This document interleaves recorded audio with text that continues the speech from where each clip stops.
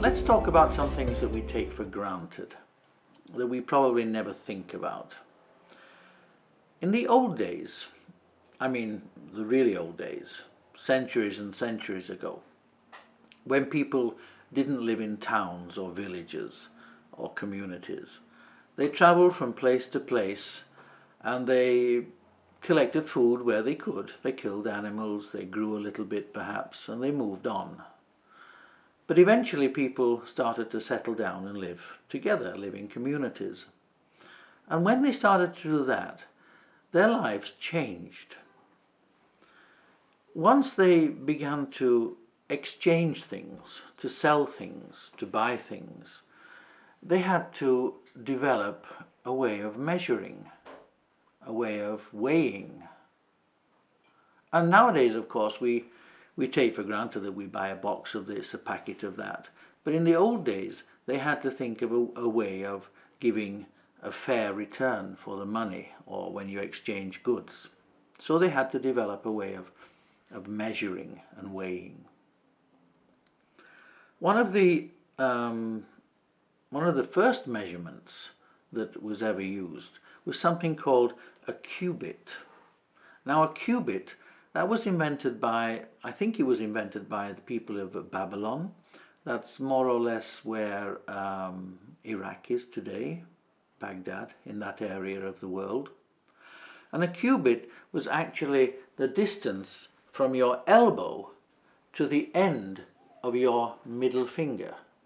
So it was from your elbow all the way to the end of your middle finger. That was a cubit. That was approximately what we would call today 20.5 inches. Sometime later on you can try that out. Measure from the elbow, the point of your elbow, all the way along to the tip of your middle finger, and see how close it is to a cubit, 20.5 inches. Now the cubit was divided into smaller measurements, and obviously one of the easiest things to measure would be your finger. So a finger, another word for finger is a digit. A digit was another measurement that was quite important. Now, a digit was not the length of your finger, not how long your finger was. A digit was how wide your finger was. The width, the breadth of your finger was a digit. And they said that, let me see if I get this right now. The digit, yes, they said that 28 digits, so if you get 28 fingers, made one cubit. So they reckoned that you could get 28 fingers along there. So one cubit was 28 fingers. Digits, which are fingers, of course. What else did they have? The palm of your hand. Now, a palm was actually the same as 4 digits. 4 digits. So if I take 4 of my fingers, 4 digits, and measure them against my palm, you can see it's more or less the same. My palm is the width of 4 of my digits.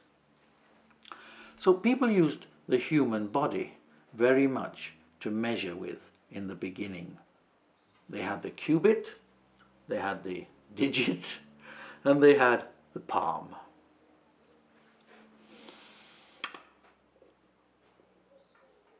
The other measurement I think that we still have today is the foot. We still talk about a foot, don't we? And we say that 3 feet make a yard. Now, in different parts of the world, they decided they didn't like this imprecise measurement.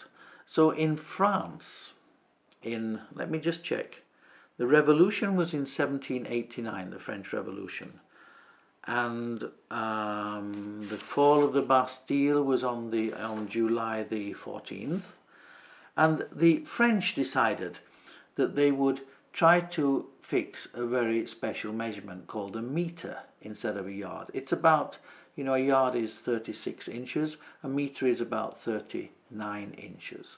So the French decided that they would set a standard for a metre. And what they did is, do you remember in an earlier program I told you about latitude and longitude? They took the distance from the North Pole all the way down to Paris.